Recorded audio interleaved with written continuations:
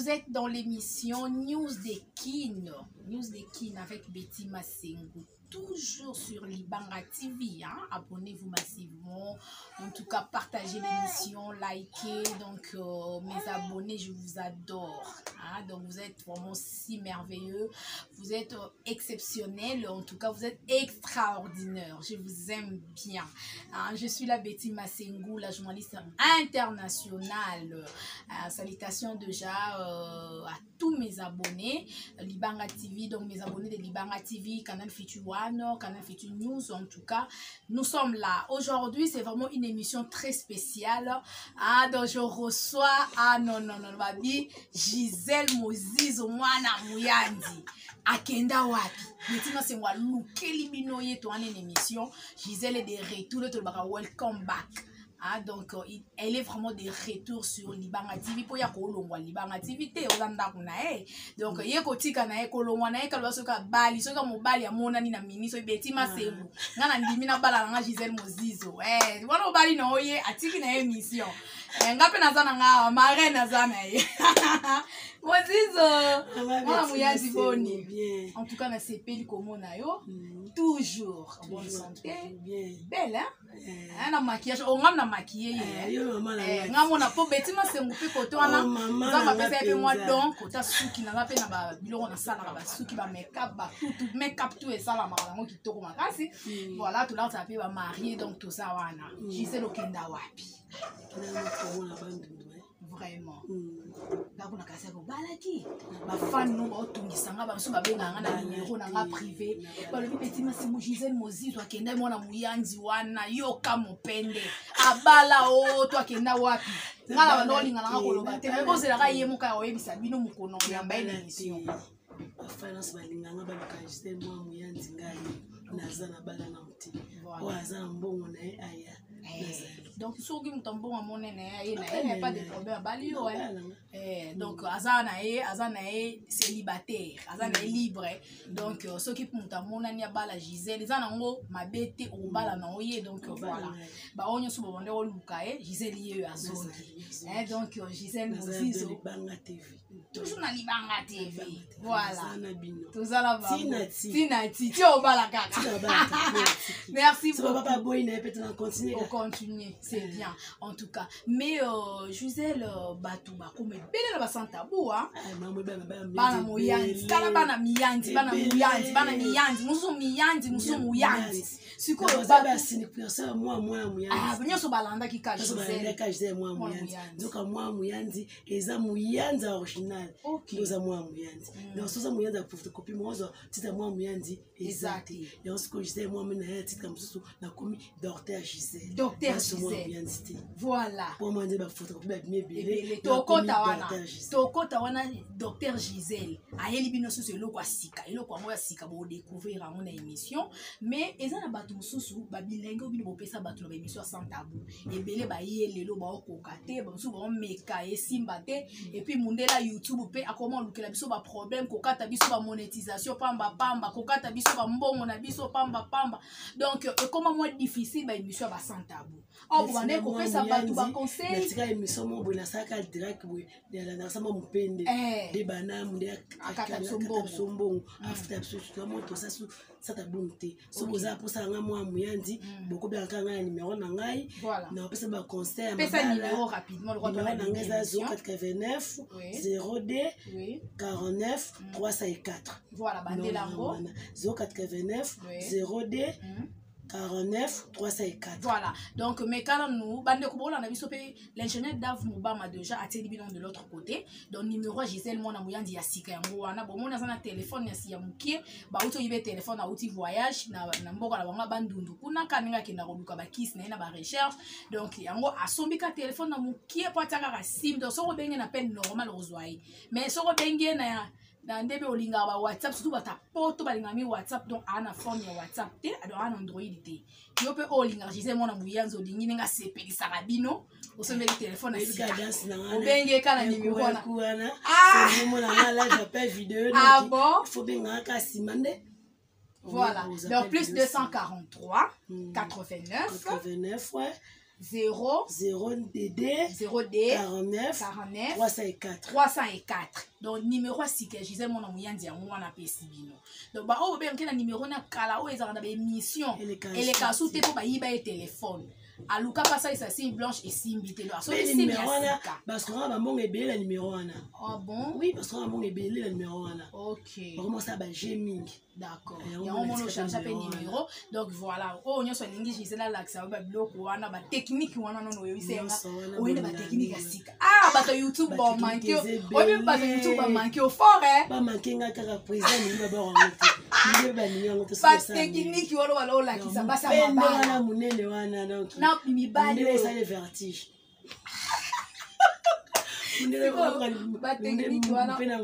Vraiment ele ka pe minene mpe nona na yeba te soki ole munde nga to ba nenga aningle pe ba ngati abaka mpena ka live siko ba technique wana ba ozongo ndeni ba ozonga numéro na ngai so ba akana numéro so ba bengi ba ozonga privé. Ok, en privé. Donc, Gisèle a éliminé biloko kwa sika. Ba technique sika ndeni maman koko kanga papa, ndenge nini papa koko kanga mama.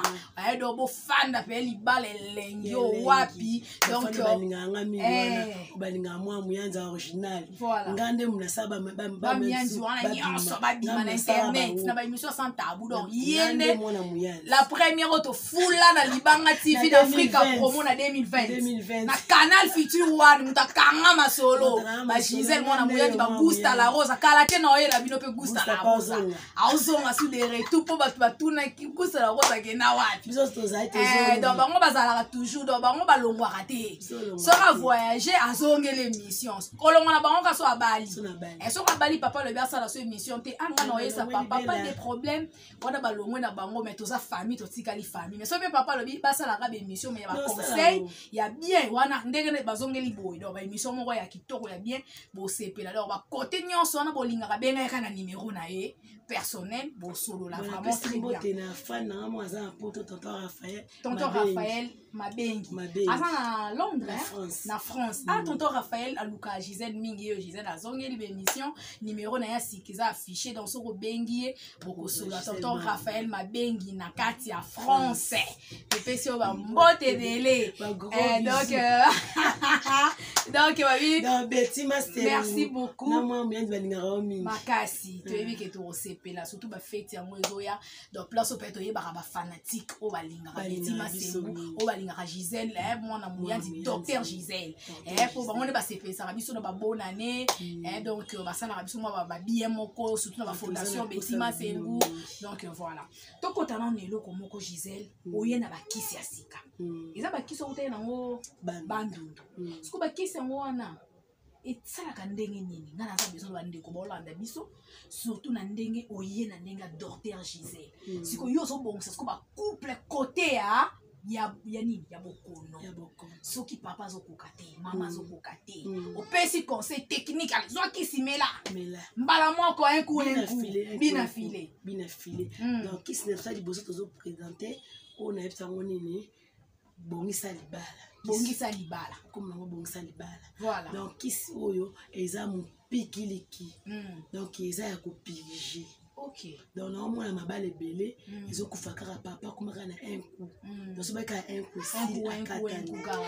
coup kwa mwa matonda esante basi ebele bakoma ninga ba 3 ba 4 siko papa to babaya na sika na mama alobeta ba 4 ke ba 3 surtout le tango atano ba kisi obi biloko na ba fie ebele bakutana nango ebele bazoyela mingi baobenga badokter bosunga biso te beso kasi bolingo te po bimba pesa na musala donc so pour cette moi pe ba foyer balia ezate siko mpesa na kayo siko kanzo boma bino osaka soye mama naza fatigué mais basi be ba na pani moi je bobala za libana mais ba kisi bobenga mikolo ba gene wana amela gene be bo abumba mata so ba siku siko yana mosa ya mobile na ndako azaka un alembi eza mibali mususu akomona mwasi be mkusume pini te mate ok donc ils ont les bagailletés maté ya bino abela pour non ils ont moité et a faiblesse sexuelle ok c'est quoi qui se zo aider bango voilà pour pigeon pendant un mois mais pendant un mois par semaine une fois les minga ngami mbala pour pigeon dimanche na tongo ok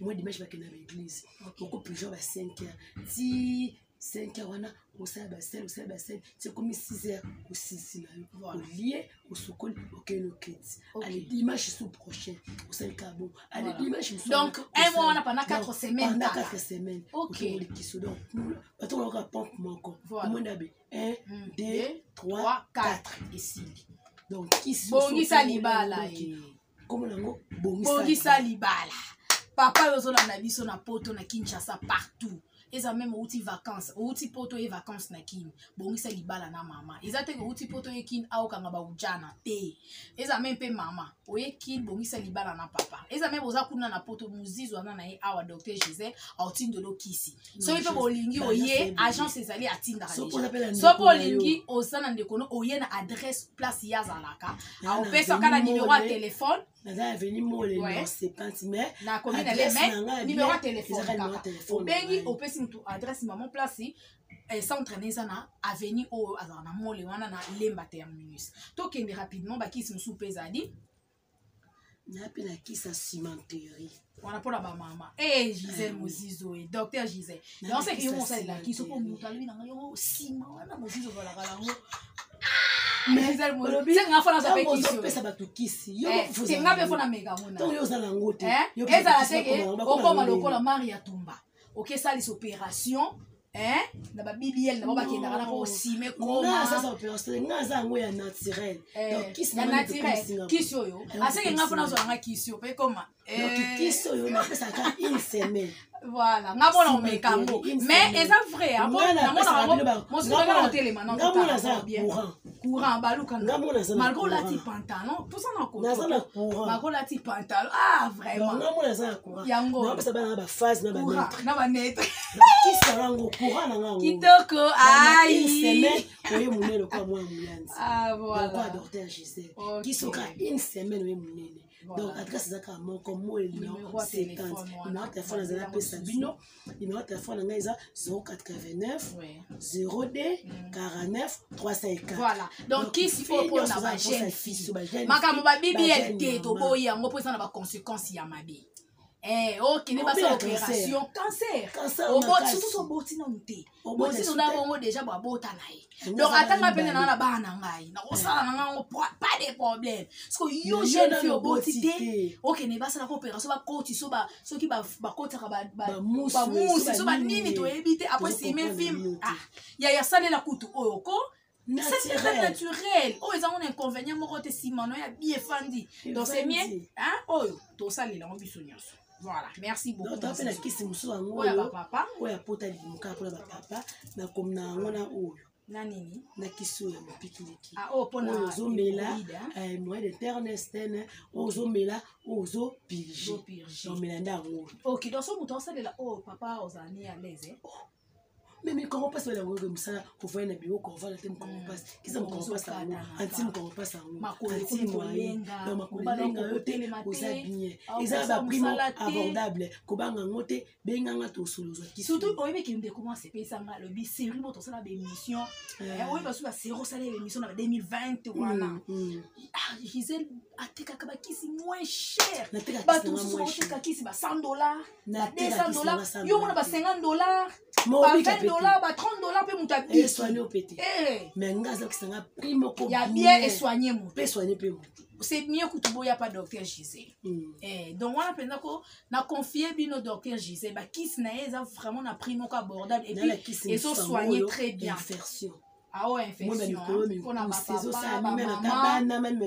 même maman surtout ba na basi même ba jeune garçon donc kisi na nga oyo na travail ngona o poussière o donc so koye na jour on a tina tatia donc qui c'est faire ça donc atami kusango OK ba peut-être so traitement bien té et si la té c'est pas un docteur Gisèle na minute mikusesi atama kwanza salon ndenge nini na pesa pe mso pa kwa mama kwanza wana ekauka esi la batache pe stika la té OK merci docteur Gisèle ba primo abordable donc ndeko buka la té ba prix à bien docteur Gisèle on te capable vraiment abordable pour moi je bata AVC Ok.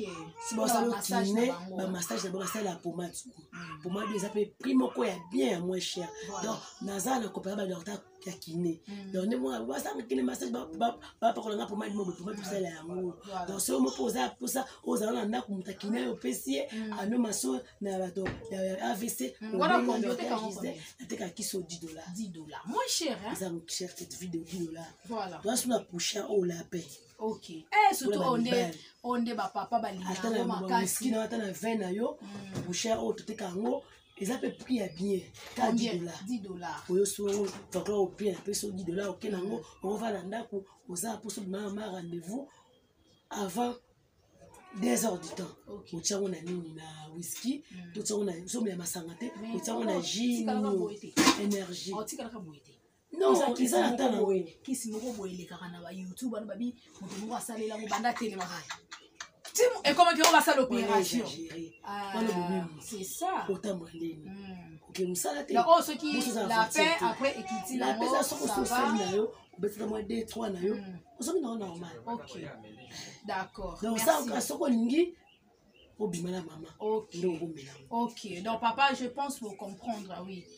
Donc à ça là qui en gros donc vous avez souhaité qui ça 5 ans qui ça sanga oh sanga pona bana pona même papa musupe basanga musupe ba mapoto muto makinduma na oye papa boye bine pete ko no sala na boye makama ko mangwe belé usi sanga oboki na mbetu moyezo papa exact pour moni sanga pe ko mozo mikolo ouais sanga qui surtout na moni kisi moko ye na ngwa wa émission ya kokanga basi ba mama ba kanga bazonga vierge na ebité soki neti mama bota déjà bana boye to songa su ba vierge mais ba célibataire surtout ba célibataire comment déjà bon ane kule na biso kutu mwaso oza ya bota mais o mona na kaka osaka sisa mais yo na oboti to komi déjà comment ta bota bana 5 so akotika pa na vaja mwasini azuka ba zeze ba zeze na ndeza wana ezaka ba microbe peso umi en toi mwasi OK ba microbe na peso qui c'est infection au miliango ce qu'on a vaja qu'on a peso normal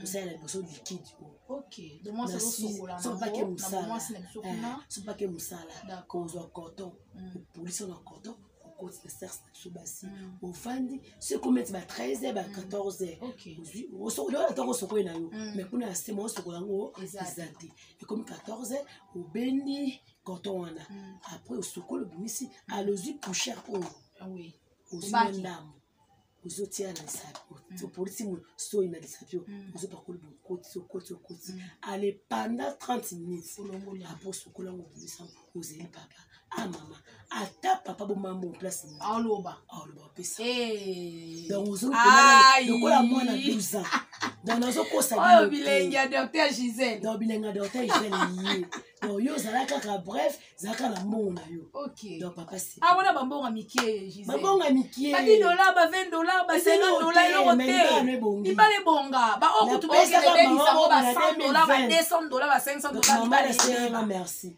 ibale ekufa mais ona mbonga mukia pamba ibale zongi ezala jeune fille ezala mama mukolo ezala mwasi bani oza fiancé oteta mobali na yo sombango osala ngo ezala ngo te ke bakomomile na ngo te poso kome na nga mpe docteur baboya ngai c'est ça donc inconvénient exact merci Gisèle docteur Gisèle toi suna nini oh kisimi miel matuza OK miel matuza voilà ngo $10 miel matuza oh milango avant 20 minutes d'accord pour ma papa au chango na mana nini na goût de girofle ça na goût de girofle malheureusement na bosse na goût de girofle aussi goût de aussi mai to qui 100 degrés petit la ça vert aussi 10 mois goût de girofle au bois qui na 4 allez avant te so lo be onyo so be ba tu mususu au ya te au zwara nenyo a expliquer ngo au moins la explication na yo aya ka somi asali c'est mieux ba yakaka sombi après la question OK muta sombi ndo la kisi c'est mieux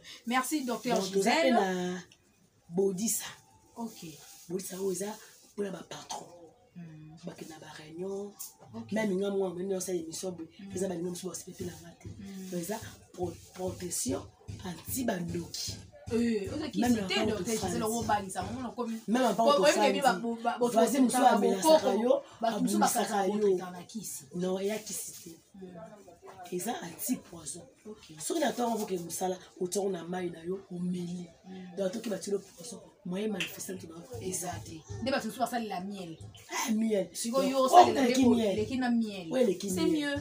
Hein, papa? Surtout candidat député.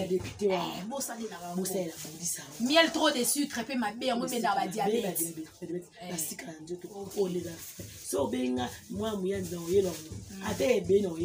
Voilà. Merci beaucoup, Dr. Gisèle. Tout comme Nasuka. Alors, ok, rapidement, hello, Wanzete. Expliquez-nous, Wanzete, non, on a pas dit ça. Donc, Nzete, Oyo, et si ça diabète, et si ça fait malade, malaria, et si ça on peut même souper ça, on peut na gagner na whisky, bah c'est la peine Nzete. C'est pas Gisèle, docteur Gisèle, na ça on peut na bureau, na un peu la maison, pour na comment ça coupe na kango, na comme na docteur Gisèle, ça va me laisser à moi c'est moi ça on se passe la boum parce que yango balingi yango te voilà comme il est somo privé anga moko na ba fan na ngai mais mon bon ngo zo sunga na ba na nga eza yango. Merci beaucoup Dr. Gisèle.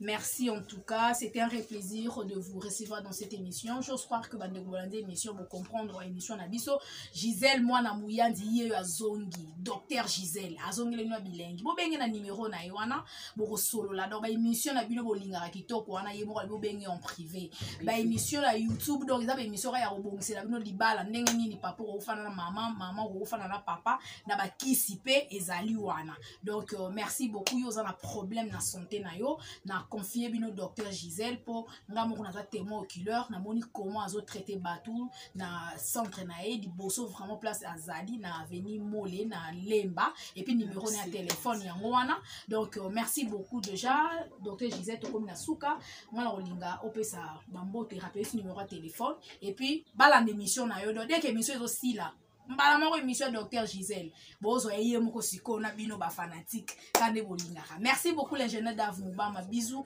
à mes enfants, je vous aime beaucoup, bisous à tous mes abonnés. Alors Dr. Gisèle poto kabwana bambo appelle la simbote na bébé na nga Eloïse bwana numéro de téléphone mbote na bébé na nga Kali Bosenge na pesi su mbote na maman na nga wala sa mbongo maman Sanjo donc na pesi ba mbote be ba gros bisous numéro na nga za 089 02 49 304 089 02 49 304. Voilà. Merci beaucoup. Alors partout pour la émission, Batubata 00243 ou plus 243 Côte Metsomboka 89 0D après 0D 49 304 et ça pas fichu wana. Merci beaucoup Betty Massemoujo. Moi vraiment Betty Massemoujo, je vous aime, je vous adore hein? Portez-vous bien, au revoir, à plus, à la prochaine. Voilà, merci beaucoup et abonnez-vous massivement et partagez l'émission, likez. En tout cas, c'est une façon de nous soutenir. Au revoir. Bye.